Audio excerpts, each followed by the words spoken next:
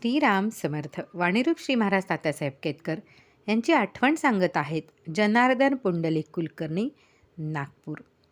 भाग क्रमांक 28. असे होते परमपूज्य तात्यासाहेब केतकर.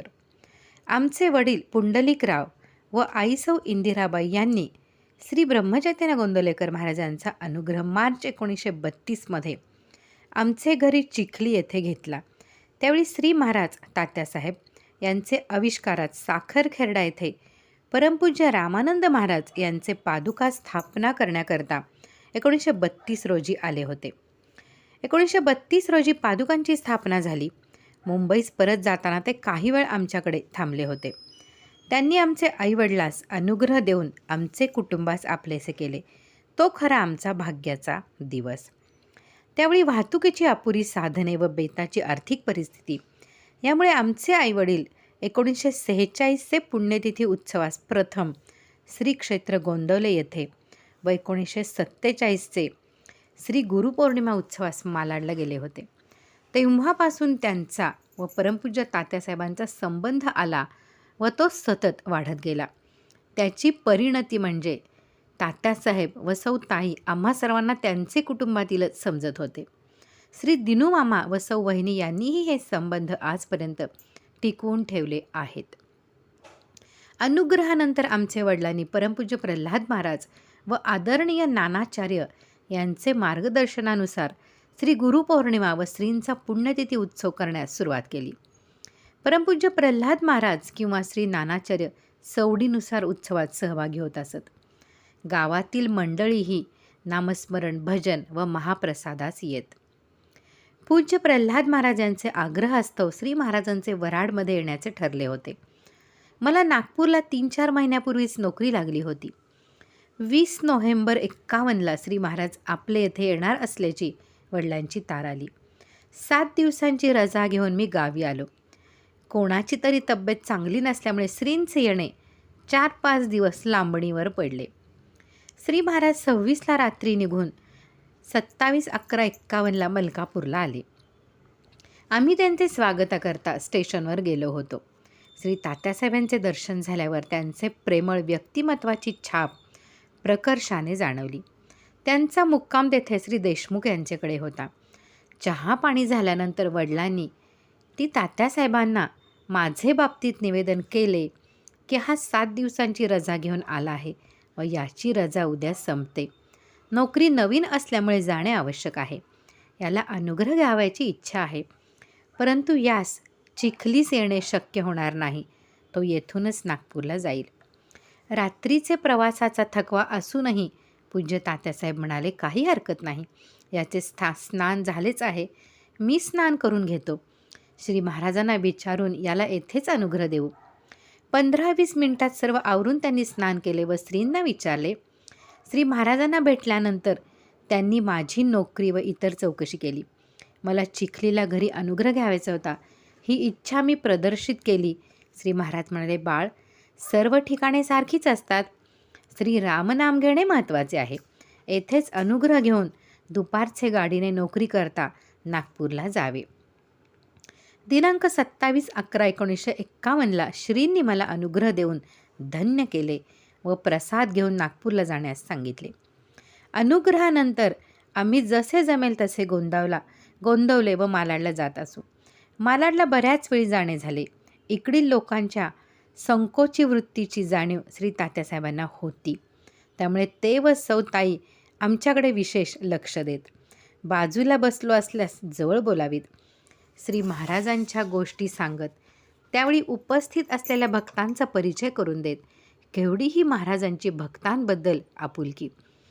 त्या भेटीचे वेळी आलेले काही अनुभव विशद करण्याचा प्रयत्न करीत आहे.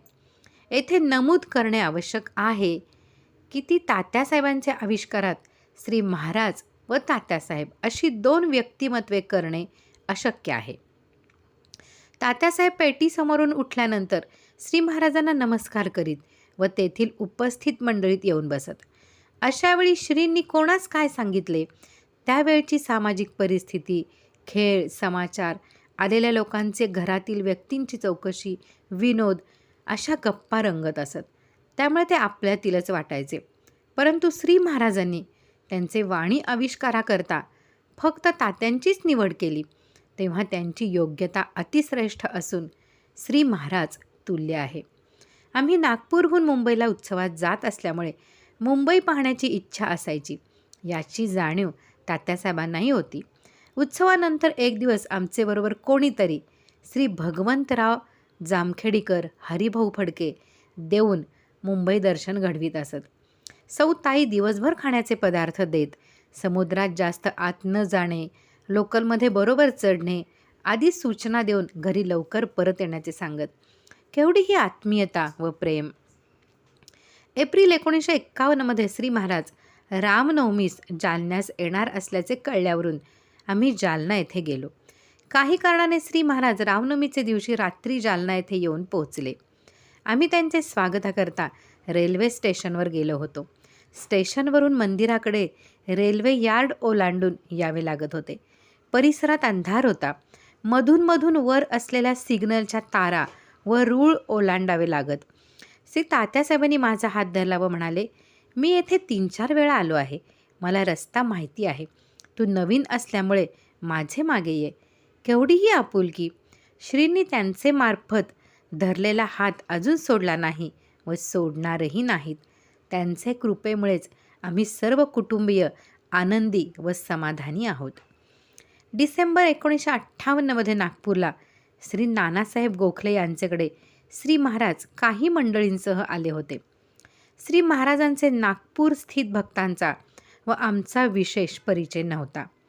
श्री गोखले यांच्याकडे आम्ही सकाळपासून जात होतो. दिवसभर श्री महाराज व तात्यासाहेबांचे सहवासाचा लाभ मिळत होता. एक दिवस श्रींना आमचे घरी येण्याची विनंती केली असता श्री म्हणाले, आपण सर्व येथे एकत्रच असतो, तेव्हा पुन्हा घरी कशाला? आमचे वडिलांनी पुनश्च विनंती केल्यावर श्री म्हणाले, तात्यांना विचारून ठरवा. जास्त दगदग करू नका. ठरलेल्या दिवशी श्री महाराज सर्व मंडळींसह घरी आले. तात्यांनी स्वयंपाकघरात जाऊन सौ रजनीकडे सर्व व्यवस्थेची चौकशी केली. काही सूचनाही केल्या. श्री महाराजांची पूजा होऊन नैवेद्य झाला. काही अनुग्रह झाले. दुसऱ्या दिवशी 2 कारनी रामटेकला जाण्याचे ठरले. बाहेरगावची बरीच मंडळी असल्यामुळे आम्हाला श्रींचे बरोबर रामटेकला जाण्याची शक्यता नव्हती. तात्यासाहेब म्हणाले, अरे हे दोघे, मी व सौ रजनी नेहमीच आपल्याबरोबर असतात, त्यांना घ्या. केवढे हे आपले पण. श्री महाराज मला नेहमी म्हणायचे, बाळ तू ऑफिसचे परीक्षेस बस. प्रत्येक वेळी मी काहीतरी कारण सांगत होतो. त्या परीक्षा खूप कठीण असतात, मला झेपायचे नाही असे म्हणायचो. तात्यासाहेबांना वाटत होते की श्रींनी सांगितल्यानुसार मी परीक्षेत बसावे. ते म्हणत, श्री महाराजांनी सांगितले आहे तसे आपण करावे व त्यांचे इच्छेने जे होईल ते अंगीकारावे. परंतु देहबुद्धी आड येत गेली. तात्यासाहेब असेपर्यंत परीक्षेस बसलो नाही. 1972 काहीही तयारी नसता परीक्षेस बसलो व अखिल भारतीय परीक्षा चांगले तऱ्हेने पास होऊन प्रमोशन मिळाले व बराच पगार वाढला. उशिरा का होईना सद्बुद्धी झाली. असाच एक नोकरीसंबंधी प्रसंग. 1965 माझे ऑफिसचे काही मित्र नोकरी सोडून खाजगी कंपनीमध्ये विक्री व्यवसाय म्हणून लागले. जास्त पगार, दौरे व जास्त सवलतींमुळे मलाही तसे करावे असा आग्रह करू लागले. कोणताही निर्णय घेण्यापूर्वी श्री महाराजांना विचारण्याची आम्हाला शिकवण होती. श्रींना भेटण्यासाठी मी मित्रासह मालाडला गेलो. तीर्थरूप तात्यासाहेबांना सर्व हकीकत निवेदन करून माझी नोकरी सोडण्याची तीव्र इच्छा असल्याचे सांगितले. संध्याकाळी श्री महाराजांना भेटलो व सर्व सांगितले. श्री म्हणाले, बाळ नोकरी सोडू नकोस. तुला जास्त पगार व दौऱ्याची नोकरी हवी आहे. ती इच्छा रामराया पुरी करतील. तू परीक्षेस बस. श्रींनी नाही म्हटल्यानंतर त्यांचे इच्छेबाहेर जाऊन मी नोकरी सोडणार नसल्याचे मित्राला सांगितले. तो थोडा नाराज झाला व मला स्टेशनपर्यंत पोचवून दे म्हणाला. तात्यासाहेबांना सांगितले, जा पण लवकर परत ये. काही कारणाने मला घरी परत येण्यास 10 वाजले. पाहतो तो तात्यासाहेब व्हरांड्यात चक्रा मारीत माझी वाट पाहत होते. सौ ताई म्हणाल्या, किती उशीर केलास? ते तुझ्याकरता जेवायचे थांबले आहेत. असे होते त्यांचे पितृव्रत प्रेम. मी मार्च 1967 कामानिमित्त मुंबईस गेलो होतो. मालाडला कळले की तात्यासाहेब दवाखान्यात आहेत. श्री दिनूमामांना सांगून कोणाला तरी बरोबर घेऊन दवाखान्यात गेलो. तात्यांची भेट झाली. कसा आलास? घरचे कसे आहेत? परीक्षेला बसला काय? याबाबत त्यांनी माझी आत्मीयतेने चौकशी केली. श्री महाराजांना भेटायचं आहे काय? तशी व्यवस्था करता येईल म्हणाले. काम झाल्यानंतर संध्याकाळी मी परत दवाखान्यात जाऊन आज रात्रीचे गाडीने नागपूरला जाणार असल्याचे सांगितले. तू इतके दुरून आलास, पण माझ्या प्रकृतीमुळे श्री महाराजांची भेट होऊ शकली नाही. चांगलं वाटत नाही. काही दिवस थांबता आले तर पहा, असे ती तात्यासाहेबांनी सुचवले. मला जाणे आवश्यक आहे. पुढे येईन त्यावेळी श्री महाराजांची भेट होईल असे सांगितल्यावर ते म्हणाले, काय जमेल ते पहा. घरी जाऊन जेवण करून सर्वांना सांगून जा. श्री पुंडलिकरावांना माझा नमस्कार सांग. आपले माणसांशी श्री महाराजांची भेट व्हावी हीच त्यांची आजारपणातही तळमळ जाणवली. 3 एप्रिल 1967ला श्री महाराजांचा वाणी आविष्कार संपला व श्री महाराजांशी होणारी भेट बंद झाली. पुढील आठवण सांगत आहेत मनोहर यशवंत जोशी आणि सौ शालिनी गोखले. ते आपण पुढे पाहूयात. श्रीराम जय राम जय जय राम.